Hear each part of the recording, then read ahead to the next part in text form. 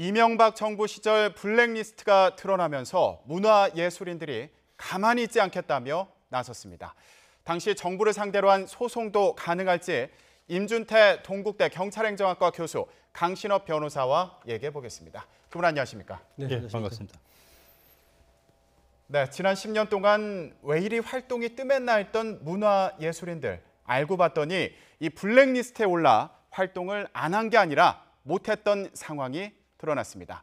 방송인 김제동 씨도 그중 한 명입니다. 김제동 씨는 왜 블랙리스트에 올랐던 걸까요? 보고 오겠습니다.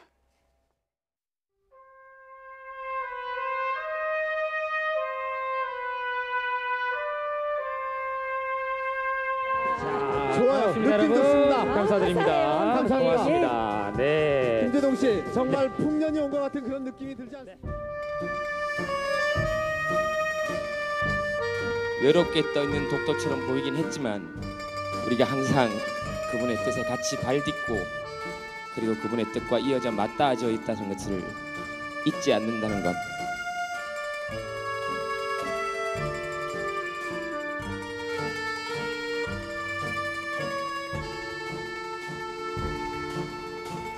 노제 사회를 봤으니까 이제 일주기에는 한 가지 되지 않냐. 명계랑 원성과 같은 사람 시켜라. 제동 씨도 방송해야 되지 않냐. 자기가 VIP한테 직보하는 사람이라 그랬어요. VIP께서 걱정이 많다고. 내 걱정이 많대.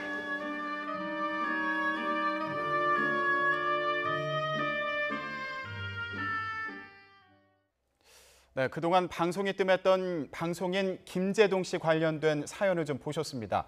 자, 김제동 씨가 블랙리스트에 올랐는데 알고 봤더니 이명박 전 대통령 취임식 사회도 봤더라고요. 저도 사실은 이제 이 프로그램 준비하면서 이 자료를 이제 알게 됐는데요. 네.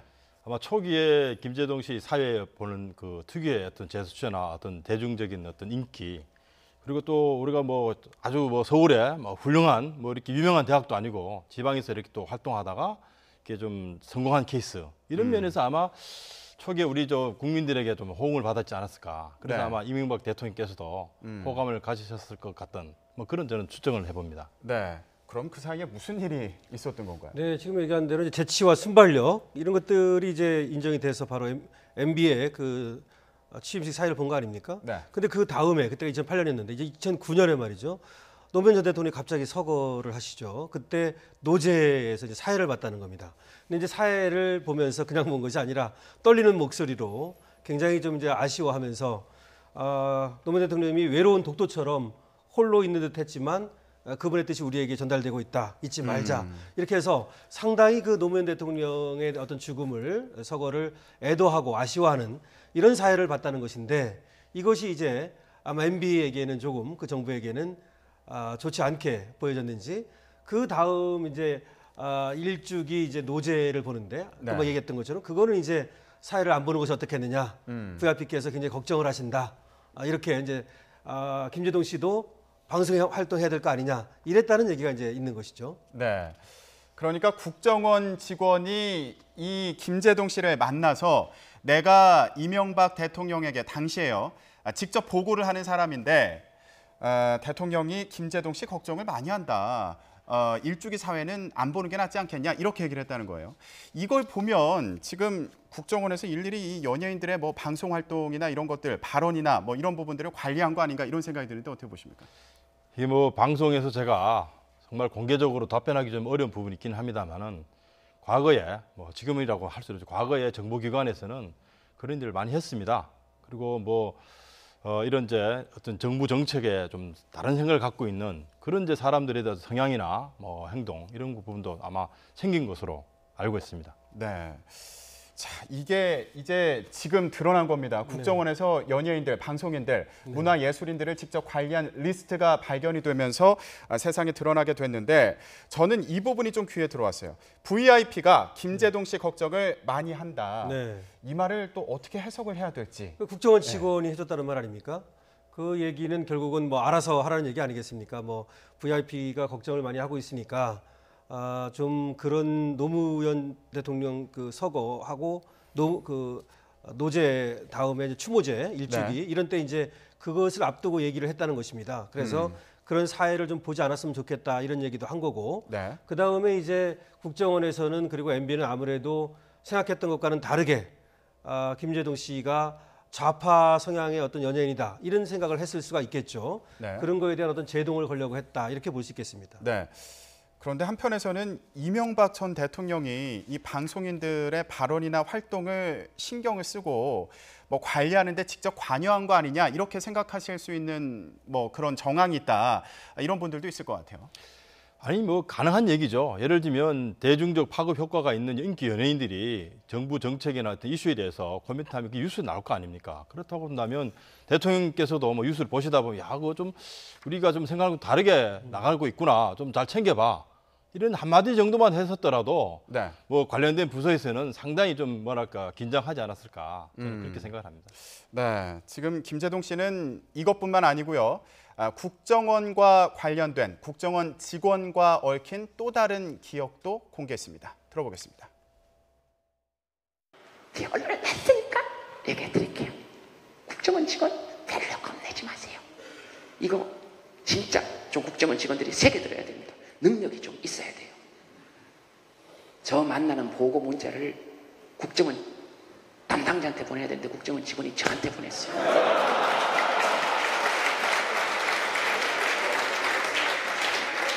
그래서 간첩 잡겠어요?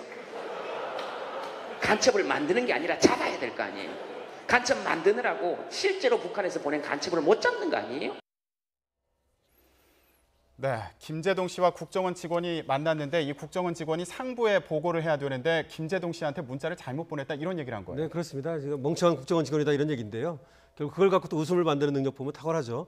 어쨌든 그렇게 이제 뭐 국정원이 자신에게 문자를 잘못 보낼 정도로 활동을 잘 못하고 있으면서도 이렇게 블랙리스트나 만들고 그런 활동을 한다는 것에 대해서 비판을 지금 하고 있는 거죠. 네. 근데 국정원이라고 하는 것은 이제 국가 안보라든지 국가 경쟁력 제고 이런 것들을 하는 곳인데 이와 같이 문화예술계 블랙리스트를 만들었다는 건 어쨌든 국정원의 본연의 업무와는 좀 다른 것 같고 그런 것들이 이제 지금 문제가 되고 있는 것이죠. 네.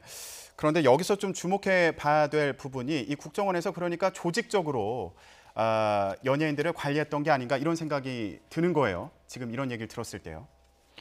뭐 그 부분은 예전에 뭐 노태우 대통령 시절 또 김영삼 대통령, 김대중 대통령까지만 해도 이 각 이제 국가정보원 직원들이 이 출입하는 기관 다 있었습니다. 네. 언론 뭐뿐만 아니라 이 연예계 쪽도 이런 여러 형태의 그 정보 수집 활동을 해왔기 때문에 이것은 뭐 어떻게 보면 그때까지만 해도 대부분의 뭐 국민들이나 공무원들 또 관계 인사분들은 국정원에서 다 하는가 보다. 이렇게 이제 생각을 했는데 기실 우리가 법으로 따지다 보면 국내 이제 정보에 대해서 관여하는 것이 일종의 그 법 위반 가능성이 있다. 이렇게 해서 네. 요즘은 이제 국내에 관련된 정보 수집 활동이 많이 이제 줄어들고 있는 그런 이제 상황이 있는 거죠. 네. 그러니까 이번에 이 드러난 사실들이 의미가 있는 부분이 국정원 직원이 직접 와서 개인적으로 만나서 이런 발언을 하지 않는 게 낫지 않겠냐, 이런 활동은 좀 위험한 거 아니냐 이렇게 얘기를 한 게 드러났으니까 또 문제가 되는 거 아니겠습니까? 예, 지금 이제 그것들을 지금 폭로하고 있는 거죠. 사실 뭐 그랬을 것 같고요. 어쩌면 지금 나오는 것처럼 좌파 성향을 가졌다라고 그 당시 정부에서 본 네. 그런 연예인들을 1대1 마크로 이제 관리를 했을 수도 있고 그 중에서 이제 김재동 씨는 특히 좀 눈에 띄는 그런 어떤 연예인이었다고 이제 볼 수 있겠죠. 네. 그래서 김재동 씨가 지금 활동을 그때 좀 상당히 못했다는 거 아닙니까?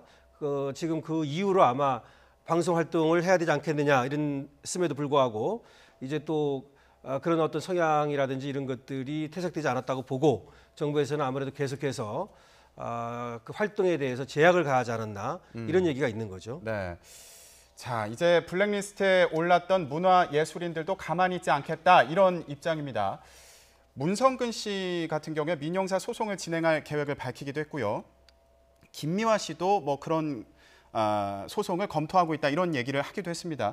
누구를 대상으로 소송을 제기할 수 있는 건지 계획이 어떻게 나오고 있는 거죠? 예, 일단은 뭐 피고가 확정돼야 소송의 어떤 그 진행이 가능한데 과연 이제 정부 기관에서 한 행동에 대해서 어디까지 이제 피고로 특정을 해서 네. 솔직히 그 민사 소송 같은 경우는 적극적으로 또 원고가 이 소송을 제기하는 사람이 적극적으로 자료를 발굴해야 됩니다. 물론 이제 형사 사건 같은 경우는 이제 경찰이나 검찰이 이런 이제 범죄자들을 이제 좀 가려줄 수 있는 국가 기관이 있지만 민사 사건 같은 경우는 정말 이 뭐 연예인들이 지금 얘기하신 것처럼 아마 소송을 진행하기엔 상당히 좀 쉽진 않을 것이다. 그렇다고 본다면 이 형사 사건에서 이 국정과 관련된 또 요즘 말한 이제 블랙리스트 관련된 사건들이 아마 선행 판결로서 유죄가 확정된다면 그 이후에 민사 사건으로 이제 제기하는 것이 좀 소송 절차상으로 볼 때는 좀 유리하지 않을까 저는 그렇게 추정합니다. 네, 문성근 씨 같은 경우에는 SNS에서 이렇게 밝혔습니다. 정부와 이명박 전 대통령 그리고 원세훈 전 국정원장을 대상으로 민형사 소송을 진행하겠다 이렇게 얘기했는데 좀 수월하게 진행될 수 있는 상황인가요? 네, 가능한 얘기죠. 원세훈이라든지 또 MB라든지 이런 사람들은 국가의 어떤 공무원 아닙니까? 네. 국가 공무원의 불법행위라는 얘기고요. 그다음에 이제 국가가 잘못했을 때는 국가를 상대로 또 소송을 할 수가 있거든요. 지금 그래서 엄밀히 말하면 정부가 아니라 이제 국가와 MB와 원세훈을 상대로 소송을 하겠다는 얘기고요. 네. 이때 소송은 이제 민형사소송을 모두 말하는 거죠. 아마 형사소송은 직권남용이나 권리행사 방해 뭐 네. 이런 것들을 얘기하는 것 같고요. 때에 따라서는 이제 명예훼손도 가능합니다.